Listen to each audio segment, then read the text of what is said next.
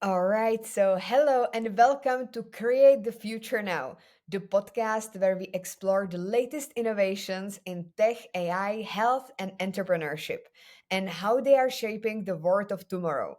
I'm your host, Marie Zametsnikova, CEO and founder of Innovatology, a company dedicated to helping individuals and businesses navigate the ever changing digital landscape. Today, we got a fantastic guest with us to discuss suicidal startups, burnout, and all things in between, which is definitely a really interesting topic. And I am really excited to hear more from Lizabeth Murphy. So, hello, Elizabeth. Hi, how are you? Thanks for having me. Thank you so much for accepting our invitation for the podcast. So, can you please tell our audience more who you are and what you are doing? Yeah. Well, again, thanks for having me. I appreciate all the hard work you're doing and bringing light to this subject. I'll give you the 38 years in a nutshell, as I like to say. Originally from New Jersey and always was a natural born leader. It's like, are you born with it or did you learn it? I was born with it. Always, the gravitational person in my group, team captain, those types of things.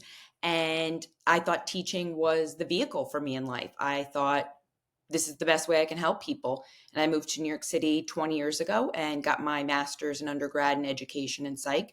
And I thought that I'm going to be the best teacher in the world. And after a couple of years in the public school system, I realized I'm not actually helping people. I'm doing bureaucracy and paperwork. And while it's a great career, it wasn't the career for me. And I landed in a startup operations role and kind of learned it on the cuff. And after 10 years of doing that, also went through an M&A and a hostile takeover and became one of the founders of that company.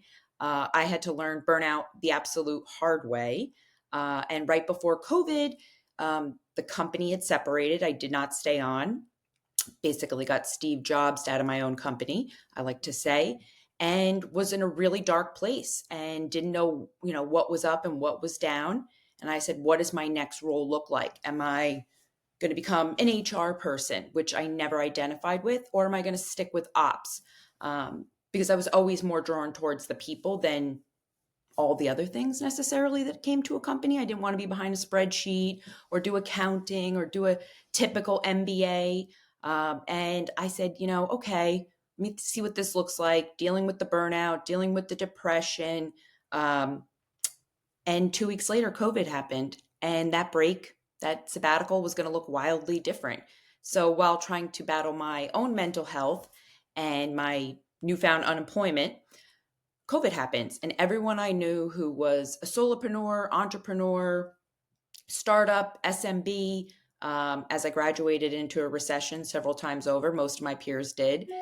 We were all entrepreneurs, and everyone called me and they're like, how did you handle remote employees? You guys had several locations, and this was before we had all the fancy tech that we have now that's essentially came out of COVID in a lot of ways, the remote workplace access.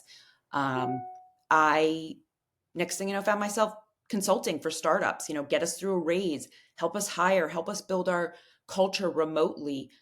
So for the last 4 years, I've gone through 30 different startups, everything from handbooks to culture to we have two co-founders who are at each other's throats. Like, what does that look like for leadership for them? And I decided to do my PhD in organizational leadership and a specific focus on millennial entrepreneurs and their deficits, meaning what makes them qualified to be a leader? When do they know to ask for help? Are we the next Me Too movement? We're going straight from school to running a company to having a VC say, here's $10 million, dollars, go forth and prosper when you have no business acumen, you have no actual life skills necessarily.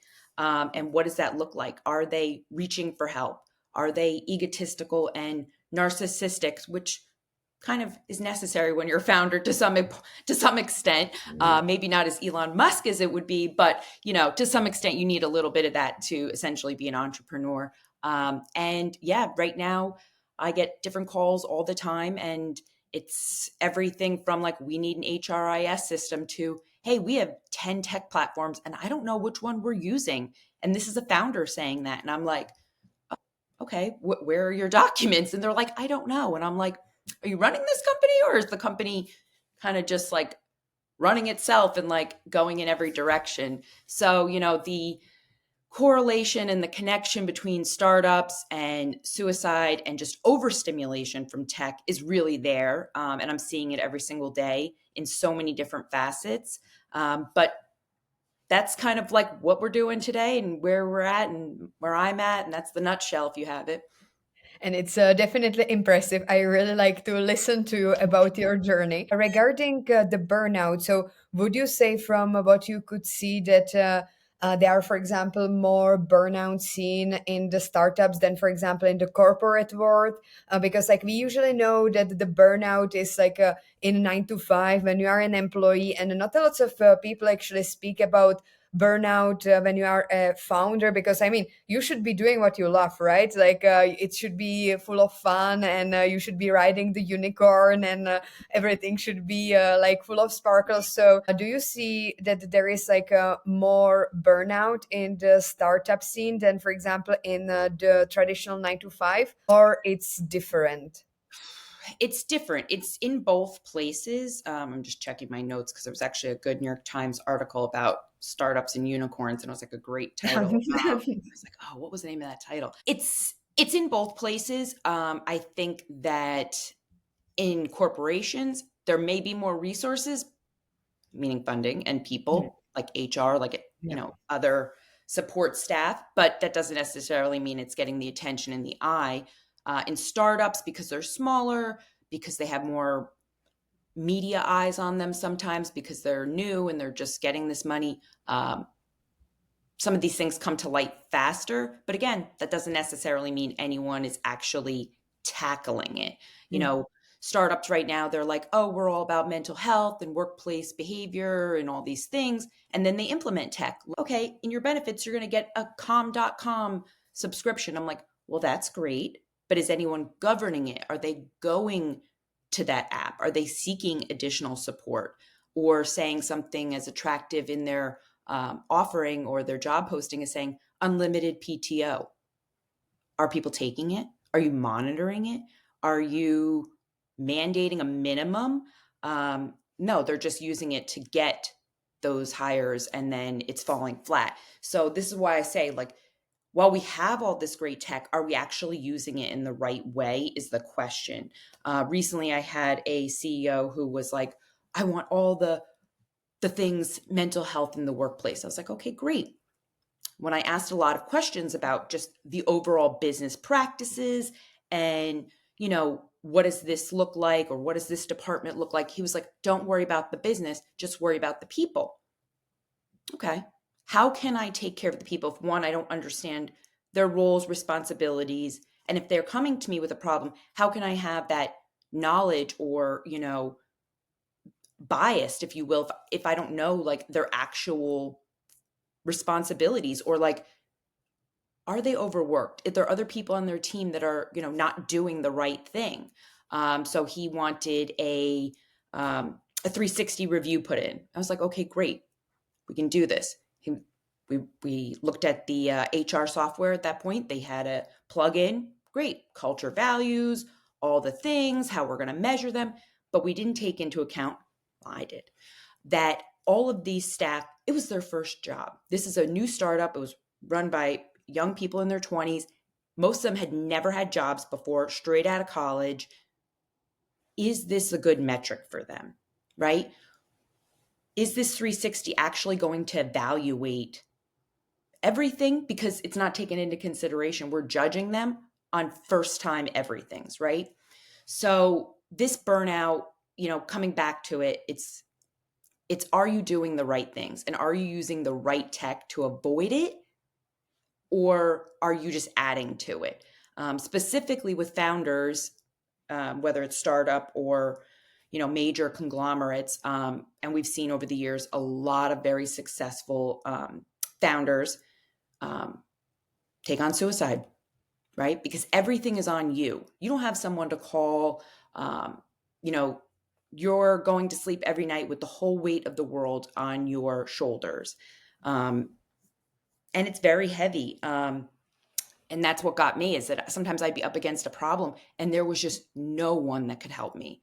right? I was going to lawyers and I was getting advice, or I was seeking guidance from maybe an older family member who also ran a company. And I was like, help. Anybody can help. And nobody was helping me. So that is a lot of pressure on a person. And, leads to massive depression, lack of sleep.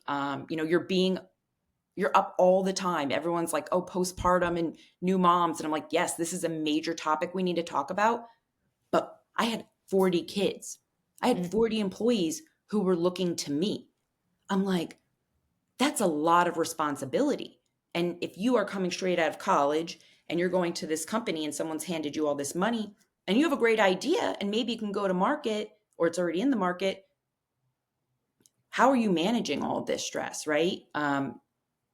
So for me, I cared so much about the employees, I didn't take care of myself. And that led to a gross amount of overweight and just not taking care of myself, not eating right, not sleeping right. I was going to sleep with my phone in my hand, like mid text to a lawyer, and then waking up in the morning and it would just like horrible. I was like, please do not let there be 900 missed calls from some insane scenario. And sure enough, I'd open one eye, just like really terrified. And there would be 90 texts, employees calling out. The lawyers are like, call me. And you're like, what rock can I crawl under? Because I can't get my job done and manage all the people. And Mm. because we were a smaller operation and I was all things ops, all things people, there was just no additional support. And I was burnt Mm. out, burnt out. It's a really big problem. I also could feel it last week. I was in Portugal with our team and I brought them together with me. It was our first time when we get a stand in Portugal, in Lisbon at the Web Summit. Nice. And I took with me 5 people from our crew. And I was like, yeah, we will have a fun, like five tech enthusiasts together in Lisbon. It will be a really cool experience.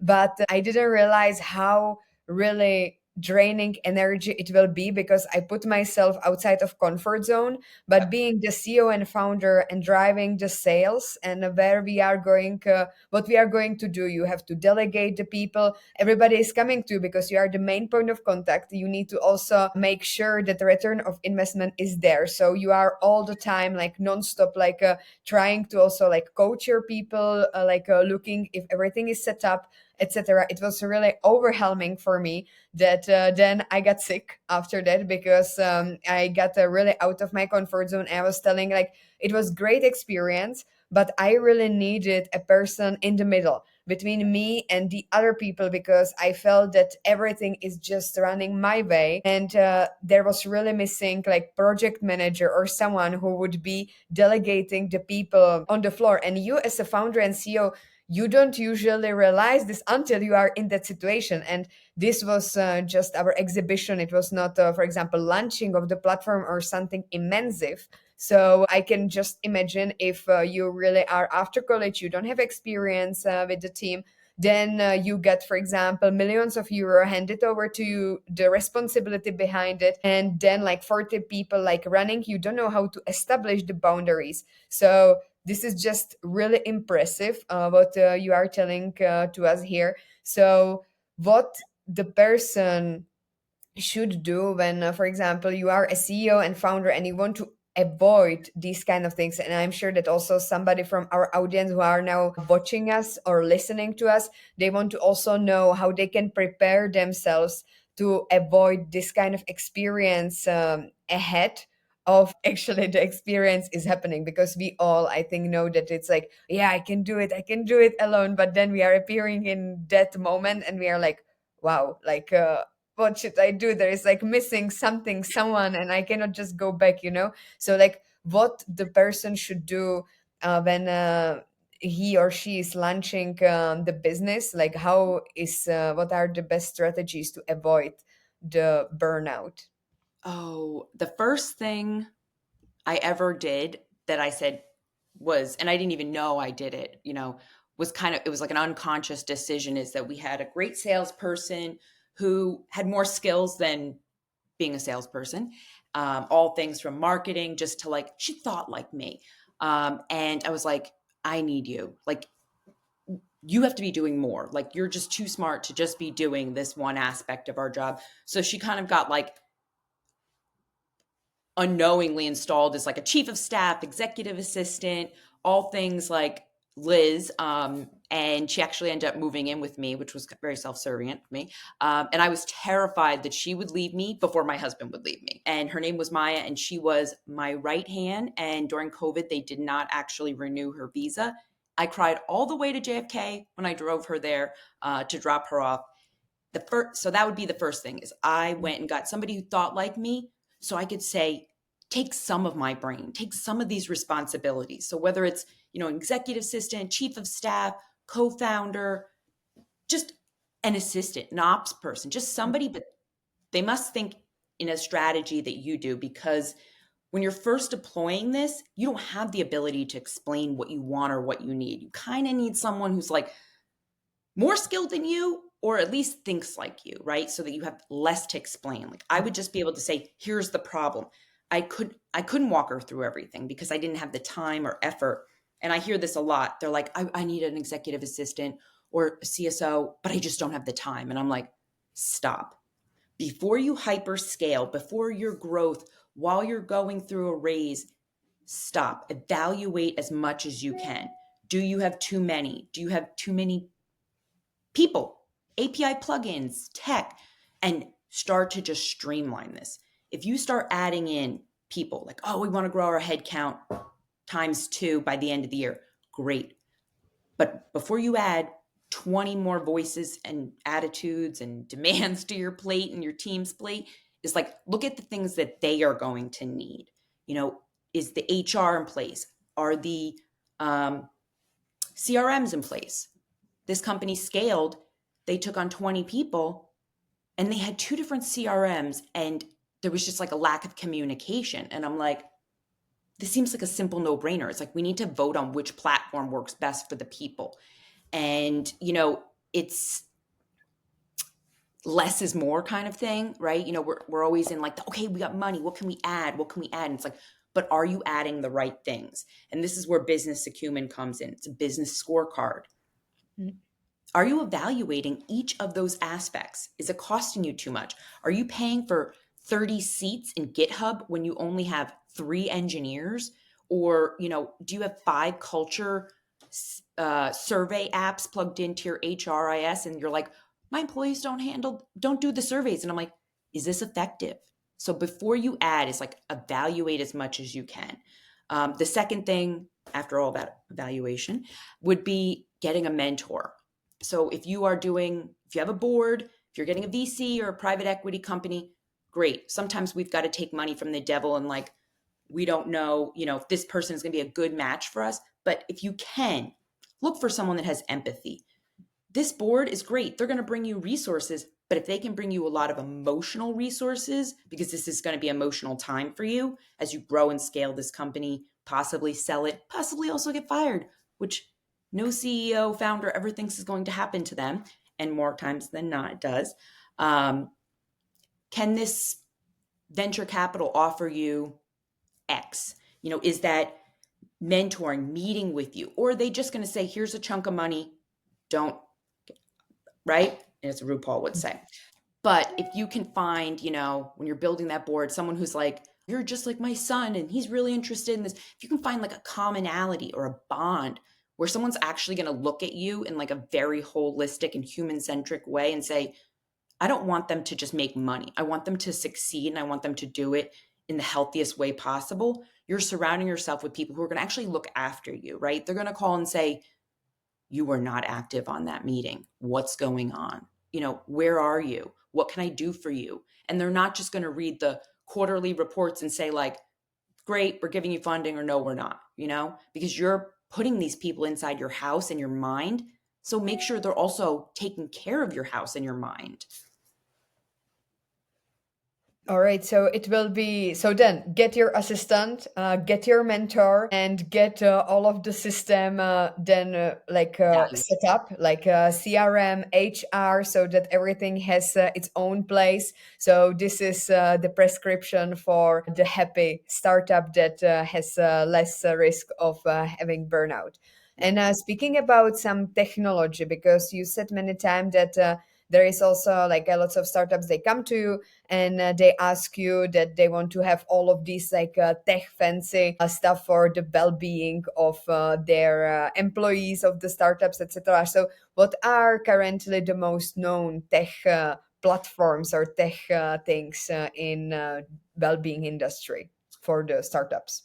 Oh God, there are so many. It is a flooded market when you go on to any HRIS, like their marketplace app, and you want to type in, culture and well-being. You will get hundreds of API plugins, or we do games and we do remote surveys and we do. There's a good one called Hopin, Hopin, and they're actually like top rated for internal culture. Right now, they're a startup, but they do virtual events for companies. So, like, you're not just like, oh, we're gonna have a team building wine and sip and talk night. It's like, no, they've really thoughtfully planned out how they're gonna build that remote culture. But again, if you're going and saying, I want this for my company because it looks good or it looks good to the investors, or like, we want to be rated top 10 places to work, but is that for your audience, right? So our audience in this one particular company was young and they were all engineers, different cultures, different backgrounds. Are you taking into consideration if you're doing a wine night and half of your staff, half of your engineers are in Africa, they might be from the Muslim population. Do they drink? Those little social nuances, not little, by all means, are where we lose this gap of like, let's employ or deploy really cool tech and like make cool culture. But again, it goes back to auditing. Is that for your audience? Is that what they want? If you're dealing with 19 and 20-year-old tech engineers who've never been inside of a 9 to 5, have no corporate knowledge or the formalities, maybe this time is better spent served like why you need to be on camera, or what is the benefit of attending these meetings, or what other like business acumen maybe they're lacking on, like professional training, or just straight up having an open conversation and saying like, we don't want Notion anymore, we need this because this is a better tech platform for us. So while there is really good tech out there, there's so many. I could recommend a billion for all different things. I think one of the biggest things right now that we don't have a lot of, for many reasons, and not to be, very political about it, is benefits and resources for the transgender community in the workplace. So we have a ton for neurodiverse in the workplace, whether it's more time or AI that, helps with speech and recognition and all the things, ADD, as you can tell. What are we offering the transgender community as far as workplace accommodations or empathy or just training or sensitivity, rather than just hosting, a once a month D&I sensitivity class? It's like, okay, you've given them benefits, but do these benefits actually work for them? Probably not. Are they in a state that you've now given them benefits to that those doctors do not, to handle them, or they can't get their services? So that's something I've been kind of looking into, because I think I know that it's an overlooked, or underlooked Yes. resource. Right, thanks for my dyslexia there. We're not paying attention to what we're offering. A lot of companies, especially startups, are like, oh great, pick us a benefits package. I'm like, okay, great. Everyone on your team is under 26, so they're still on their parents' insurance. They're like, oh, I don't care. And I'm like, okay, but again, you are just signing people up for things that don't matter. Evaluate it. Look at what you're actually doing. But we're so quick to hyper growth, and we're so quick to learn on the curve. And I'm guilty of it myself. But when you're a young founder, it's like, oh, here's a tech that solves a problem. Great. I'm all for solving the problem. But did you go back in 6 months and say, did it work for us? Was there an outcome? Did my team use it? Did it make sense? Is there something cheaper, better, faster, better socioeconomic, region wise, and that's the thing, is we're not going back and reevaluating, because we're just Mm. scale, grow, add. We're very much consumers, but no one's going back and saying, do I actually need this? Like, we clean our closets 6 times a year. We're like, oh, purge, but that's only because we have to bring something else in. Mm. It's not a purge because we're evaluating and saying, is this a good piece of tech around me? Um, is it helpful? Is it doing its thing? It's really interesting. I also have in mind because, for example, myself, I use a lots of different tech for my well-being. So I have like Aura. I use application for nutrition. So like sleep tracking, exercise, drinking tracking. But it's also Mm, my individual decision to track the things that I know that are helping me. mhm, In our team, we have also like a different kind of perspectives on somebody prefers like watches, somebody would not be able to track, for example, different aspects of their well-being because it would make them stress. So isn't it maybe also more of an individual decision than based on the each team member what they want to do, etc.? Because, for example, in our case, is that we do a lot of partnerships with the different tech companies. So then, if somebody from our team would like to have an Aura or watches, etc., we are always able to find out some discounts and things like this, how we can like secure it for our team members. mhm. But it's not necessarily that everybody is freak like me into the health. So do you maybe also have this kind of when you were looking at the retrospective of the startups, if the employees were using it or using it or not, was Mhm. it at the end like usually successful among the employees, or it was indeed like rather the individual basis of Overall, I would say a majority of the employees that I've come across over the last 4 years, specifically for all these tech startups that range from 20 employees to 100 employees, it's overstimulation. They are really happy about one of 10 API plugins or partnerships or mental health benefit. But the other nine of them, they're like, I'm not using it. The boss is going to be upset with me. My team leader said I didn't track my steps, not knowing that this person has, an eating disorder or psychological aspect to their steps, and then becomes stressful. So again, it goes back to that audit and that change management and that business scorecard. Like, do they need it? Do they want it? Did anybody say, like, you have to do this? Or did anybody say, do you want to do this? So to your point is like, yes, make an offering of like, do you want the ring or do you want the watch? Or do you just like not want to be bothered because you yeah. want to just do your job and you don't want to be, in addition to being graded on your performance in the workplace and the job and all the social metrics that are on this, 360 in your performance review and your net score, you're now going to also be graded on how many steps you took in the office. And it's like, whoa, that's too much for a person. Sometimes they cannot, and we already have a problem with, going home and unplugging because a lot of times we are home. And it's like, where is the difference? It's that 6 degrees separation. It's like this watch is tracking my steps for work, for mental health, but at 6 o'clock, I want to take this watch off, but I can't because I want to beat my coworker. I want to be best on the steps. And you're just like, do I take it off? And then you're sitting there for 30 minutes deliberating this. And it's like, you're not being paid for that. It's mentally exhausting you. So again, it's tech that has, a positive, negative outcome. And it's like all that founder needed to do was just say at the lunch table, in a meeting, in a casual sense, who is for this? Does anybody have a wild no against this? Or just standing around and looking and saying, like, everyone is only using this CRM. We're paying for this and we're not using it. Guys, should we get rid of this? Hands up. Okay, great. It didn't require a survey. It didn't require 6 months of auditing. It required one question. This is obviously for certain size companies, but sometimes we don't have to overthink it, right? But it's just like go to the human centric aspect. And this is why I always say I'm not HR.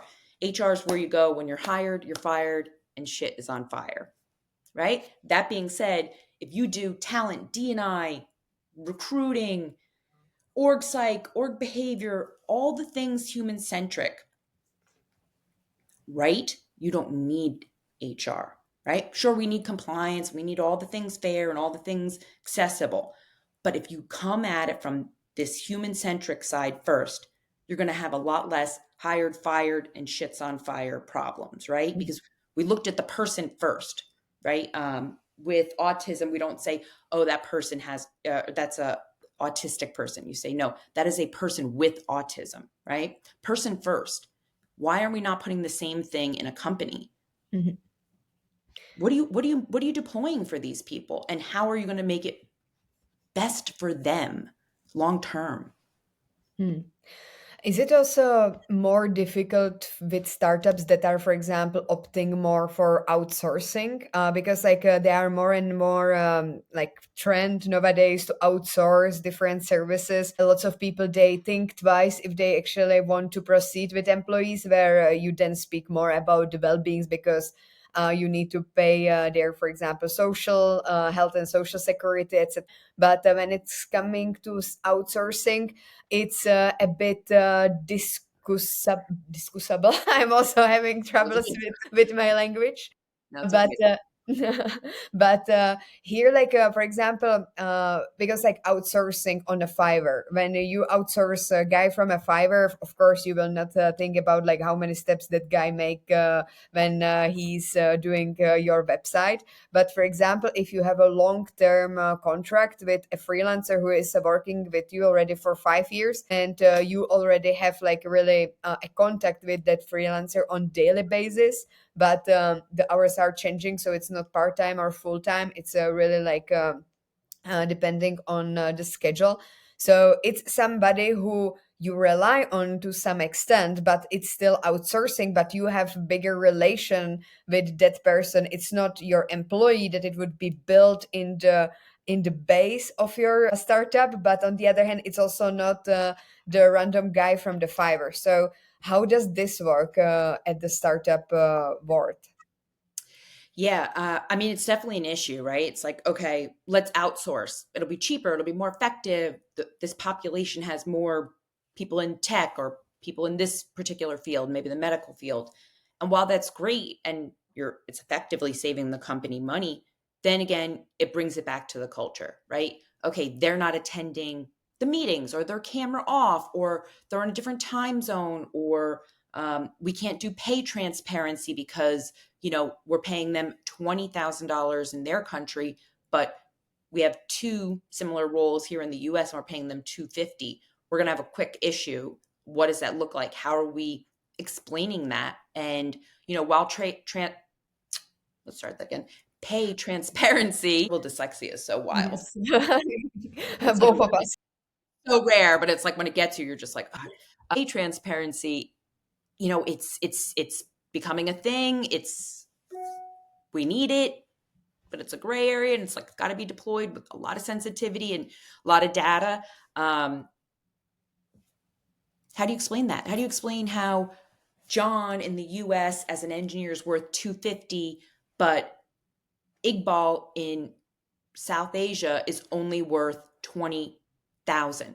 Now, sure, cost of living, all the things, but the scales are there. How do you respect somebody? And then, I like to say, and it's not necessarily always the nicest thing to say, is like engineers are like basement nerds, they're gamers, they don't want to be camera on. And like, we're not penalizing them for it because it's part of their culture and that's part of like how they mentally do their thing, right? They love graph paper. It's so wild. As a person with ADD and dyslexia, I can't do graph paper.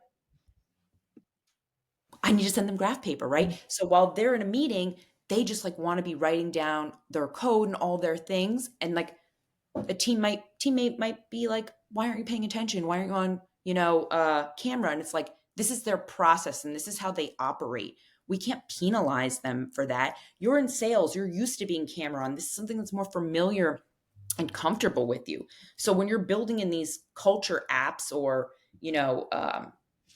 games, whatever you're implementing, are you taking into consideration that a majority or a population isn't going to get down with this game or isn't going to be comfortable in it. And that's now you have two sides that are like, oh, we're here to do things together, but like they're not going to participate in the way that the game was meant for, and you have to take into consideration obviously all of like the ADA compliance. Is like, is this person going to be able to do the team hike? And maybe we have a person who can't, and the CEO is like, well, they'll just sit out. And I'm like, they're not just going to sit out. We have to have something else for them to do, but maybe also pair them with somebody else so that they're not just being penalized because they can't do the team hike on the team outing, but like they still have an opportunity to add to the team or build to the team. Maybe there's two people who are just like, bugs aren't my thing. I don't want to do it hike. It's not that they can't. Great. Now we're going to have two activities. Let's split this up. So again, goes back to just auditing it, and looking at your audience and saying, is this the right thing to deploy? Or is it cheap and it's just accessible and like, I got to solve a problem quick? Big issue. I'm really surprised that you are saying that people are getting penalized because of not having camera on, because I never saw this. Like I had maybe like one client in the past where it was really like hierarchy, and Mhm. usually like if you didn't turn on the camera, the hierarchy from the top started to question like, Marie, are you there? We don't see you. And like really weird questions they started to ask you during the meeting, which was a bit like humiliating, but never really like penalizing that somebody had like camera off. Sometimes like people just excuse themselves like, sorry, I'm sick, or I just have like a camera issue. Or some clients, I even have clients which have a culture that no cameras at all, like never. I Like love it's really interesting, and it just works that you just have it without camera. Of course, when you are like in your internal team or with your like direct manager, then you like switch it on, but usually like, the company culture is no cameras. So it's really also, I would say, even more like it's refreshing that you don't need to be all the time really in the position like freezed and be centered. And sometimes there are like meetings where you need to be present, but Mhm. you are usually doing your meetings while having that meeting, which it's really refreshing. And I think that also people should be more open-minded about it. Like it's not always that like if depending on the context, and I think that you, if you have the emotional intelligence to some extent, can also assess if this meeting is really important for you to show your face there, but not necessarily all the time. Or it's maybe cultural that here in Europe it's slightly different. But that client that I mentioned that has camera off is actually American. I mean, I'm all for it. Again, as long as you look at your audience and you say, what do they want and what's best, and you're not, forcing a square peg into a round hole. Um, People always want me on camera and they're like, let's say we're doing leadership training. Of course I have to be on camera. Like you need to see my reaction, my body language. I need to see yours because this is how you're going to emulate it to your team. But sometimes at the end of the day, when someone's booked a session and it's 9 p.m. Eastern and I've had 12 Zooms and I've had everything from crying CEOs to an employee who just like can't get their Adderall prescription, and I've called 29 pharmacies for them. I don't want to be on camera, but it's exhausting and I have to do it and I do it. And then the next day I'm shot and I'm canceling meetings because I'm emotionally drained. And we don't take that into consideration, is that what is it doing on their next day? What is it doing for them at home or where they need to be, or like, are they late to a doctor's appointment because they had to be on camera versus in the car taking the call that they're probably not even presenting on, and they could have been driving and not missed that doctor's appointment. So it's those like little things that like are happening. I mean, I've had CEOs who definitely just like emotionally disconnected from really great employees because they didn't attend game night. Half of your company are gamers, the other half aren't, and maybe they just like want to go home on a Friday. And while it's great to build company culture, you've now mentally written them off because they didn't want to attend game night where they had to sit there for 3 hours and it wasn't their thing and they could have been doing their personal stuff. So again, while that's culture and it's building. Are you using it in the right way? And you can't penalize them for it. And you might say, like, I need to do something that interests them every other week to bring them in and make it less self-serving because you're interested in gaming or something like that. What was the question? We've gone so far left.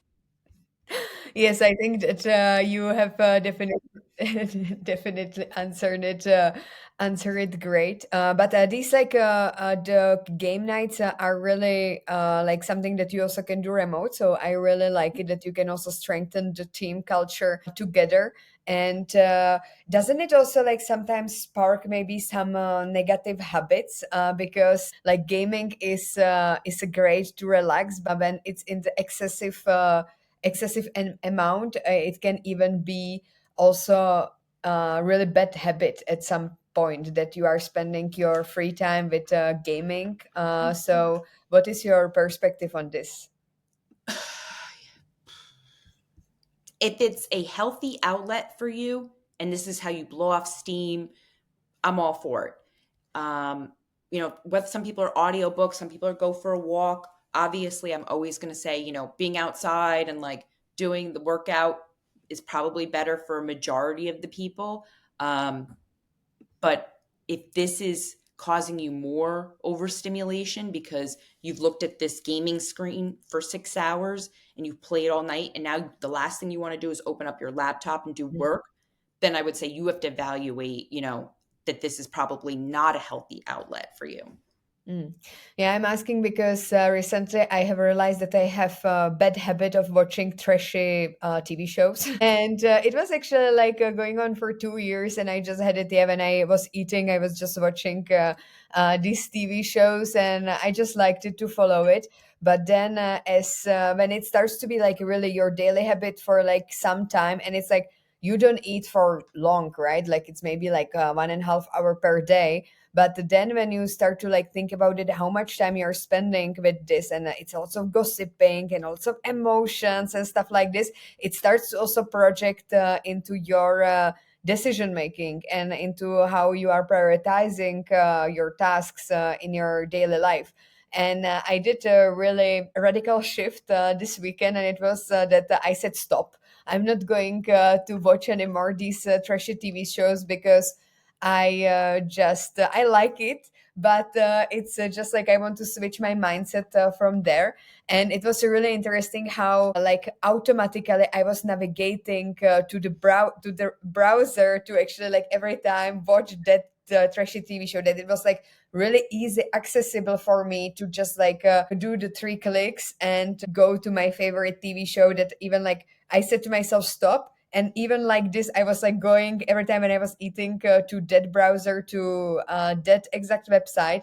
And it's really interesting that until you acknowledge it, you don't actually realize it, that it's, for example, some of your bad habits. And I have nothing against watching a really nice movie on Netflix, or like having chill days. And when it's really something repetitive, that you do something on daily basis or even many times per day, then I think it should be probably something that adds some meaning to what you are doing, because then it's the exact habit. I mean, if you are a game developer, probably like gaming is part of your daily life, because it adds also the creativity into your life, etc.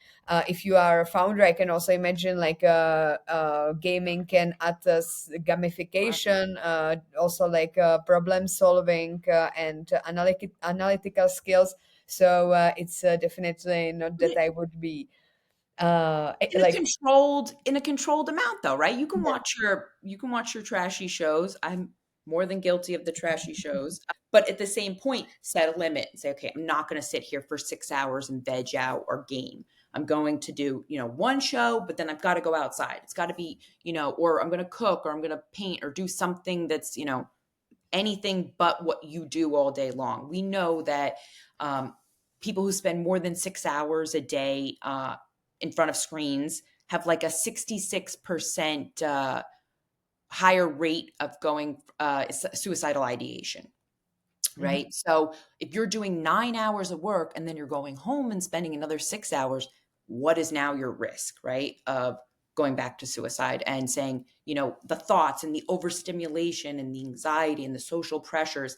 It's like you might not have depression, but if you're spending 6 hours a day at your computer thinking about if you're good or bad, or like, did your boss email you? And then you're going home and watching 6 hours of TikTok videos of people bitching and moaning, excuse my French, about their job or their boss, it compounds and it compounds. And next thing you know, you are thinking about this, right? Because we mirror and we take on other people's, emotions and empathy.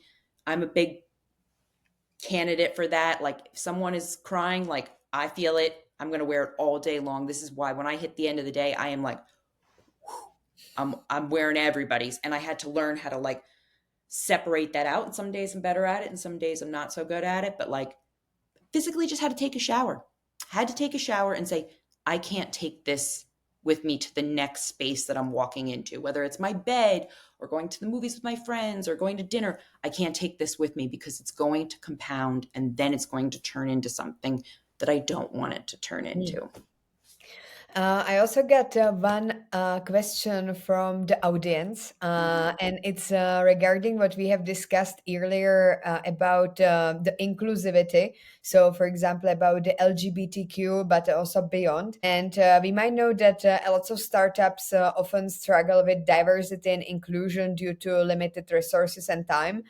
Especially like when, for example, the startups are launched by a specific founder. So, like, usually they naturally go for other people based on the age, race, and gender, and not necessarily at the beginning looking at the diversity and inclusion. So, what would be your advice for embedding inclusivity into the foundation of a startup? So, how to really, like, from the beginning, be inclusive and diverse? God, we could go so high tech with this where like you literally implement like a chart and there are all these amazing, features inside of HR's systems like Lattice and Lucid and all these great softwares that are like, are you hitting your diversity metrics? And they're scaling and did you hire 22% women this year and all these things? Great. But when you're starting out, you don't even need to go that high tech. Get a piece of paper, write down a bunch of demographics. Write down a bunch of people who are being overlooked and underserved. Are you checking those boxes? Did we hire 12 people who are white men from all the same school? Okay, we're not doing our job. Like literally when you go on LinkedIn to most companies, it'll quickly identify by school or by state or by some other metric. I forget what it is off the top of my head, region or something.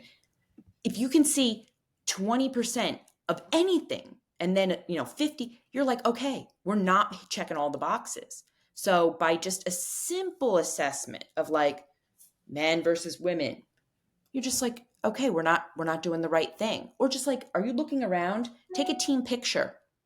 I love these team pictures. I was on a law firm's website maybe like 6 months ago, and they had some terrible slogan of like, the future and we're here for people and diversity and community. It was like 30 white men and one white woman, and I think an Asian woman. And I'm like, you should not have put that picture up there because someone is going to blow up your spot. Like that picture was a quick identifier. Show that picture to somebody else. Like, again, this is why your board and your P or your VC should have like a pulse on you because they're the ones that are also going to say, you're going to market, you're going to be in the Times, you're going to be in a big press article, and you're going to put a team picture.